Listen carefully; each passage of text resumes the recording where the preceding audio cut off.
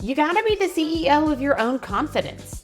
Y'all, I am giving you that gold nugget right now because there are so many more inside this episode. Today's guest, Rebecca Black, is a fellow Floridian. She is a Southern girl at heart who loves her family hard, and she is a dynamic entrepreneur enjoying the phases of her own personal evolution. From her roots in the traditional South to becoming a salon owner, turned product developer, turned advocate for women's wellness and empowerment, Rebecca has navigated numerous sticky floors while carving her own path. We will dive into her experiences, uncovering the valuable insights on overcoming imposter syndrome, following your intuition, and evolving both personally and professionally. Oh, and let me tell you this, her last tip on how to be the CEO of your own confidence, y'all, it is pure gold. You are listening to the Glass Ceiling and Sticky Floor podcast, the podcast that will empower you to shatter limiting beliefs and toxic behaviors to uncover infinite possibilities so you can live your best life. I'm Erica Rooney, and I'm on a mission to bring more women into positions of power and keep them there. I'm obsessed with all things growth and abundance, and I'm here to talk you through the tried and true secrets to get you to level up your career and your life. We talk about the hard stuff here: imposter syndrome, perfectionism, fear, and burnout. So pull up a seat, pop in an earbud, and let's dive in. Rebecca, welcome to the Glass Ceilings and Sticky Floor podcast. What is up with you? How are you today? Oh my gosh, Erica, I am so good, and I am so glad to be here. Oh my gosh, I love it. My fellow Floridian in the house. But Rebecca, tell everybody listening, who is Rebecca Black? What are you doing in the world today? Oh, okay, girl. So my whole come up story, yes, I am in Florida now. I've been in Florida full time, Erica, I think since 1999, 2000, somewhere right around in there. So I was actually originally born in Alabama. I am a Southern girl, and I spent my childhood between Alabama and Florida. So there's this saying there's Flora-Bama. So I kind of am like a Flora-Bama girl. There's very much a huge part of me that is just super traditional, super Southern. But then there's also this other side of me that is very bougie. I've done everything from the beauty pageants to shelling peas to canning foods to creating products to being on TV to all kinds of different things. And I think that is because the way that I did come up was, I was raised in a very traditional home. Mother and father were there. We were in church, all of the grandparents, we all, went together. It was just a very familial environment, very, very homebody environment. And so it was really at a young age, I really kind of always knew that I was a creative person, that entrepreneur side of me. And when you consider my upbringing, that traditional side of that, you can probably imagine that as I began to spread my wings and started growing, got a little bit of pushback from the family. And it wasn't because they were not supportive, because they were 100% supportive. It was just a scary thought for them because they had not done it. And so, whenever we moved to Florida full time, it was my junior year of high school, and I graduated from Rockledge High, class of 2001, Raider Pride. And after I graduated there, I ended up moving to Gainesville. You know a thing or two about Gainesville. And I didn't know what I wanted to be when I grew up. I didn't know what I wanted to go to school for. I wasn't 100% certain of myself at that point. I don't think anybody at the age of 18 to honestly 24 can really be certain of themselves, but that's a whole other conversation. So, Erica, I just really I put myself through community college, and I moved to Gainesville. And Erica, when I moved to Gainesville, I didn't even have a car. I told my parents, I'm moving to Gainesville. I had already transferred my job. I had already planned my bus route where I was going to go so that I could get to work. I had all the things lined up. And so I finished my 2-year AA degree there. Still didn't know what I wanted to be when I grew up. And so I took some computer classes at the local community college here in Brevard County, and ended up getting my AA degree from there. And I met my first, like, I would say like my real employer, because that was my first like full-time job with benefits and stuff like that. So then Erica, as you can imagine, like that inner creative side, it's like, okay, is this it? Like, okay, like I have a job. Like I'm looking at people who have been in this job for, many, many, many more years than I have. I don't know that they're making that much more money than me. And like I'm struggling to pay my car payment. I'm struggling to pay my own rent. And at this time, rent was only like $950 a month. And so I'm like, how am I going to do this? And I'm like, I always wanted to go to hair school. And I didn't go to hair school right out of high school because I was dating someone who told me that I was too smart to go to hair school and I needed to get a college education. And so I'm like, now I have a little bit of a college education. I still don't know what the hell I want to do. So where do we go from here? So anyway, I ended up making a transition. That was probably the longest year of my life, because I worked from Monday through Friday from 5:30 a.m. to 11:30 a.m. Got in my car, ate food, ate my little protein bar in the car, changed my clothes, put my cosmetology school uniform on because that's a year-long program. And I went to school Monday through Thursday from 12:30 to 8 p.m. because I had to get my 1,200 hours in. And so I did that for that year. I was able to keep my benefits. And because at that time, I really didn't know how I was gonna do the thing, because like coming from where I come from, you got to keep the benefits. You got to have insurance, and it's gonna hard. Rebecca, you don't have like a full education. Like you're not gonna be management material. You're not gonna be able to earn more. And so a lot of those things held me back from making that decision to go to hair school for quite some time. And then once I decided to do that and I graduated, I got my state board, passed that licensed cosmetologist. I still hold that license to this day and probably always will, because I feel like that was like my first moment where I am like, you can take anything in this world away from me, but you will not take that cosmetology license away from me. You just won't do it. And so I'm so thankful for that because it has opened so many doors. And I set a goal for myself whenever I graduated hair school that within 5 years, I wanted to become a salon owner. And I did that. I did that. Once I learned the system of building like my own book and getting customers to come back and to be rebooked for like a year in advance, I was like, okay, I finally got it. And then I went from salon stylist to salon owner to selling the salon, going into product development, and then helping other people create their own products. And, most recently, just like entering the women's wellness space and really just like bringing all of that information and all of that experience together to really have real and raw conversations with women and honestly just people in general. But I have such a heart for women because one thing that I notice is that there is this lack of confidence that we all seem to have. And so I really am so excited to be able to help other women, on their come up, no matter what stage of it that they are in. So that's a little bit about me. And that was like a whole tangent right there, I feel like.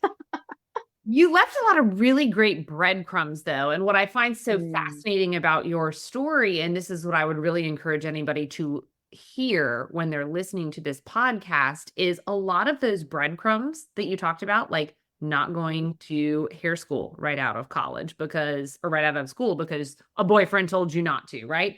Then finally doubling down and doing school and work.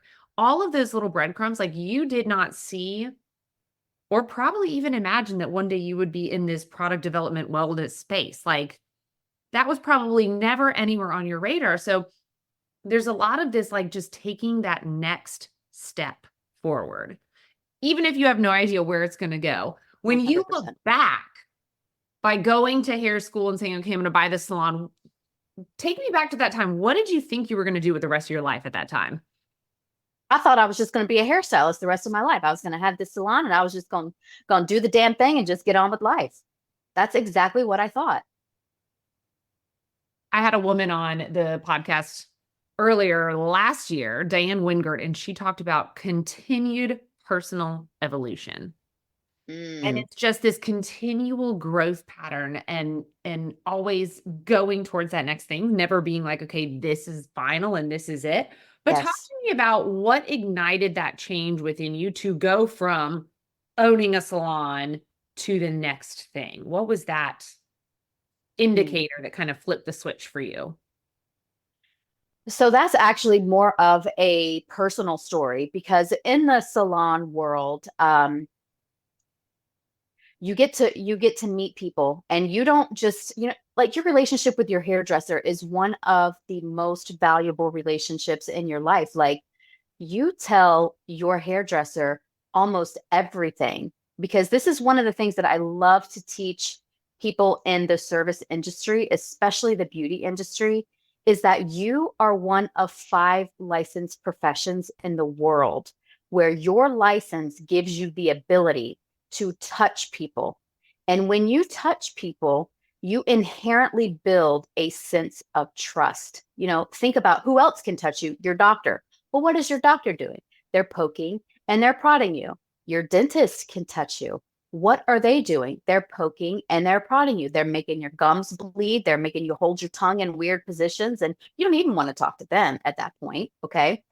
You have massage therapists. Okay. So you're relaxing. You don't really want to talk during that point either. Like that is a therapeutic thing that you are doing. Your nurses, you tend to have more conversation with your nurses, but still they may be a little more compassionate. You may talk to them a little more than you do the doctor, but you don't talk to them nearly as much as that woman is touching your hair. She's blow drying it, massaging it, giving you all the shampoos and the conditioners and the styling products so that you can continue to look fabulous at home. And so, in building those relationships throughout the years, all of your clients become like family to you.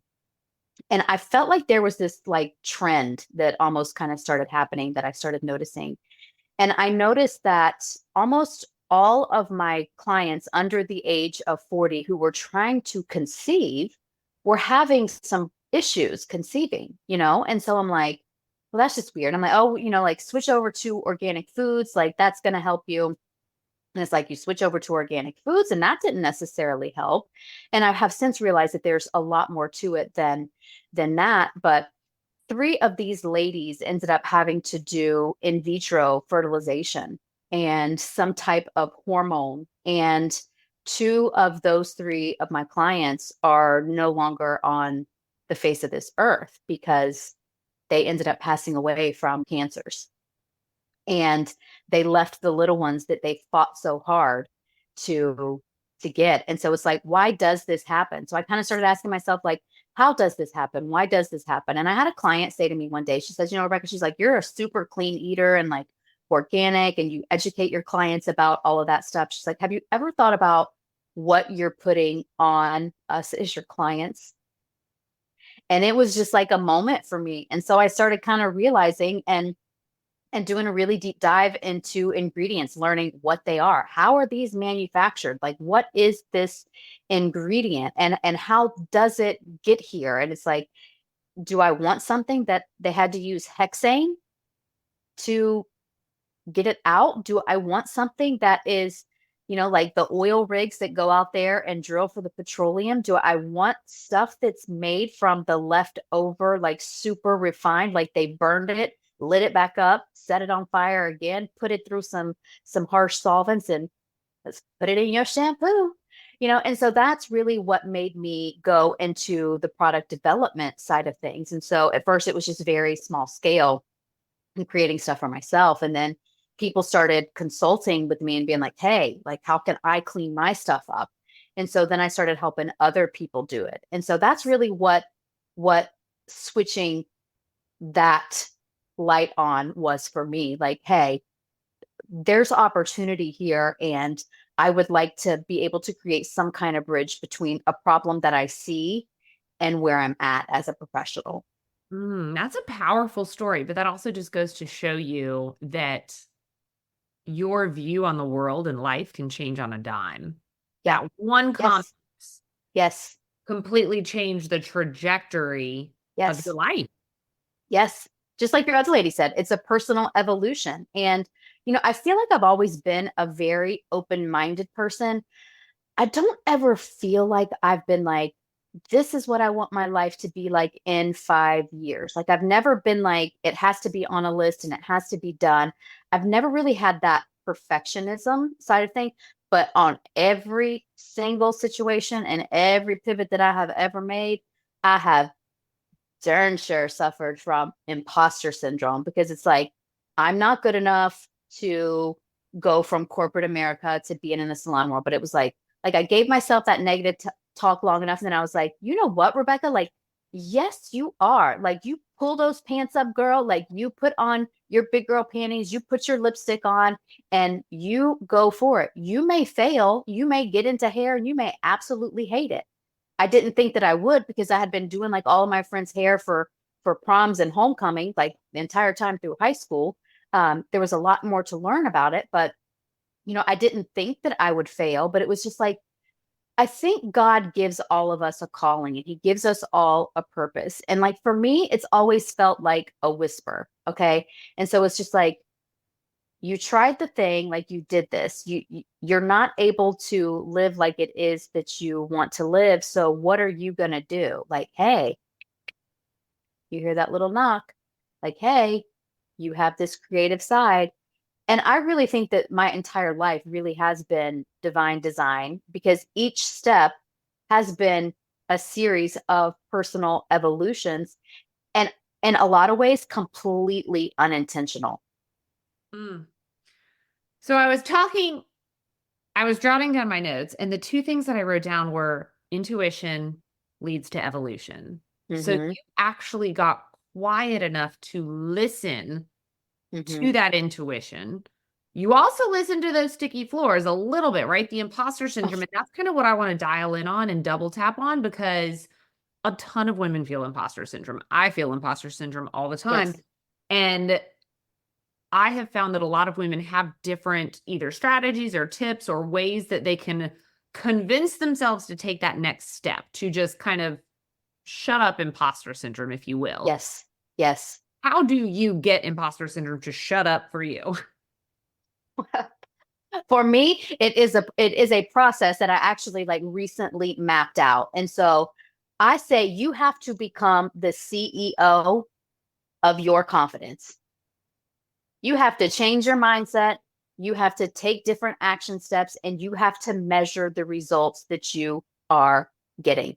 You have to become a CEO of your own confidence. You got to put those big girl panties on, put your lipstick on, put your lip gloss on, whatever it takes for you to say, Rebecca, you are putting your behind through hair school. You are doing this. And then once you do that, like Rebecca, you are going to get a job in the salon. I was still afraid to leave corporate America at that point because, again, that was my safety net.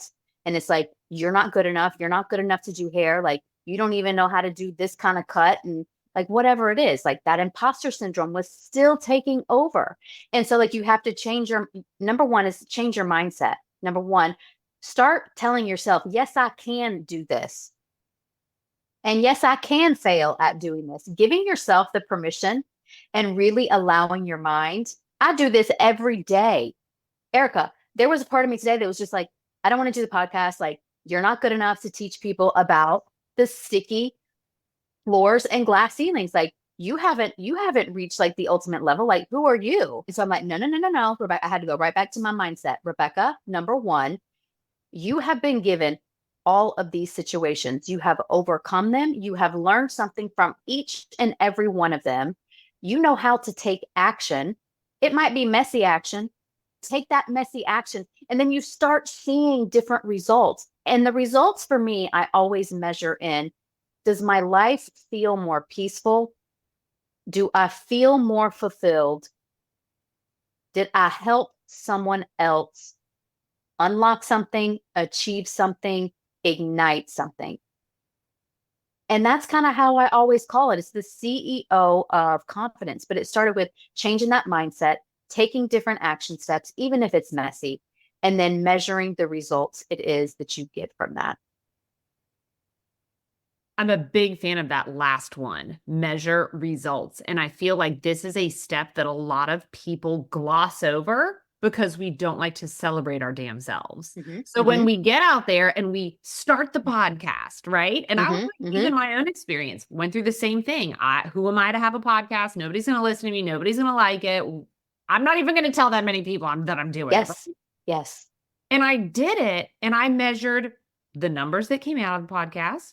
I measured the Mhm. number of amazing women that I talked to, right? And I looked at the numbers and I was like, wow, that means I got to have X amount of conversations with people through an Yes. earpod. I got to get Yes. my impact out there. But what happens is we brush it off. We're like, oh, yeah, it's not a big deal. I only got 10,000 episode downloads. Or, oh, it's not a big deal. Yes. I only have 50 episodes. Somebody else has like 150 episodes. And we have to remember that number one, measure those results, but Mhm, recognize mhm. that that is at the beginning, right? And Yes. Yes. those numbers compound. My Yes. download numbers, they only get bigger. They don't get smaller. I can't go Exactly. time. But like it's so important to measure both the quantitative and the qualitative, right? Because one of the things for me, which goes back to you talking about, does it make me feel more peaceful and more fulfilled? When I did my Yes. podcast episodes, I could not ignore the feeling of how lit up inside I was, right? Yes. And Yep. like, if I'm Yep. having a bad day and I know I'm coming to talk to you on the podcast, I know that after this hour, it's going to be so much better because I'm in a great Yes. mood. I'm doing something I'm passionate about. So, just two snaps for measure your damn results, people, because Measure them. going one day you are going to wish you could look back to where you started and just see how much you've grown. 100%. And you know what, Erica? I think that so many people get stuck in that comparison mode. Well, I only have one download and they have 10, or maybe I only have 10 and they have 100,000, just like you said. But you know what? If you would have never done it, you wouldn't have that one to measure. And that's the part that people always forget. And the measure part for me did not come until a few years ago when another limiting belief, another like super sticky floor for me was that like I don't really like I'm not good enough to pay myself as the CEO of a company, as the entrepreneur side. It's like doing $750,000 in sales and not paying yourself a damn dime because you felt like we haven't earned enough for me. We haven't been in business enough. I haven't created enough to be able to pay myself.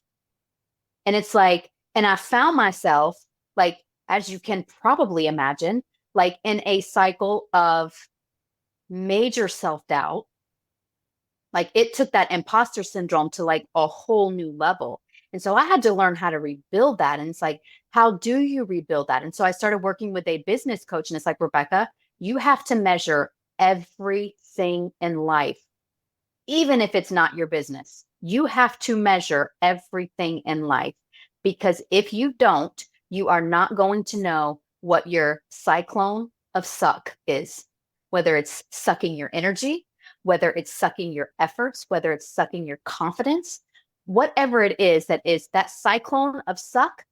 If you don't measure, you will never know what is sucking you in that vacuum. Mm. So, the CEO of your confidence, is this the work you are Yes. doing in the women empowerment space? It kind of ties into that. And I didn't even really realize that it kind of tied into that. Because again, I think I have so many blind spots, Erica. It's just like when people ask me what I do, and I don't know if that's part of my imposter syndrome or if it's my sticky floor or whatever it is. When people ask me what I do, I'm like, I'm just me. Like, I just really love helping people. And it's like, I can share my stories with you, I can give you my experience. I can make some recommendations for you. I can guide you through the process. But it's like, what do I do? Like, just help people. And I am just really unapologetically me. Can I point something out to you that I found fascinating that you probably Yes, don't even realize you do? please. All I'm right. here for it. So, when I asked you, who are you? Please tell me. The majority of the women on my show lead with their occupation. Uh huh. You told me you were Southern. You told me about your family. Yes. All of those things more in line with the core being of who you are, not what you do. Mm, And then when you talk about like, I'm just me, like yeah. Rebecca, I would go hard on this one because you are so in alignment with who you are at your core. Yeah. And yes, you experience the BS of these other sticky floors like we all do, but you are living so authentically true to who you are that you could do anything. Anything. That almost makes me want to cry. Like, That's why I said you probably didn't like, even know you did really, it. yeah. No, no, because it's just like, that's one thing. Like, I remember being in a conversation with one of my friends one day, and as girls often do, they weight always comes up, like body image issues. And, you know, she's like, but Rebecca, you can't say anything because you're skinny. And I'm like, but you know what? Like, I am skinny fat, girl. Like, and she's like, what? I'm like, I am skinny fat. I'm like, you're comparing yourself to me because I have a naturally thin genetic build. And your genetic build is completely different than mine. And so you're comparing yourself to me. And I feel fluffy because it's like, like bingo arm, hello, like she there. Like, look at her. It's like, let's be honest with each other. And so it's like, like that comparison mode. And I find that, oftentimes as women, we really do get into that. And I've just never been that person who's compared myself to other people because I think I always have just, it's all I know how to be is just me. I don't want to be anybody else. I'm not in competition with anybody about anything. If I want blonde hair, I'll go get it. I want a different color eye, I'll go get it. I can work for it. I can do it because we all have that ability. Everybody has that ability.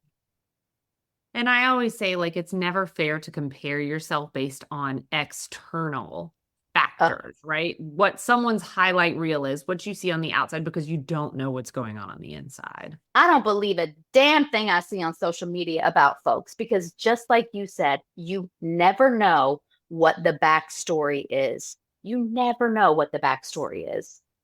Rebecca, Yes. one question I always love to close with is if you could go back in time to the Rebecca who's trying to make that 942 rents in Gainesville, Yes. Florida, right? Yes. Trying to figure out life, how she's going to do it all. What piece of advice would you give her today? Ask for help sooner. I Ask like for help sooner because you know what? I think a lot of it has to do with the way that we were brought up, and you do everything yourself. You don't ask for help, and you damn sure don't air your dirty laundry. Ask for help sooner. Okay, so when you ask for help sooner, you can't do it all. You cannot do it all.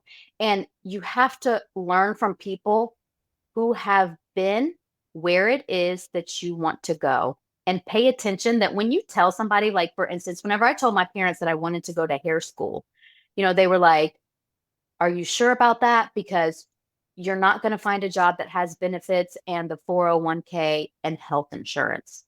So you have to ask for help from people who have been where it is that you want to go that say, okay, Rebecca, if you want to go to hair school, here are the one or two things you must do that Mm. can give you tangible takeaways because asking for help will get you, it won't be a straight line. It'll still be a little squiggly, but it won't be quite as up and down as often when you ask for help.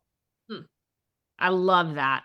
And Rebecca, where can people find you if they want to check out your products? They want to listen to the Beyond Blonde podcast. Where are we going?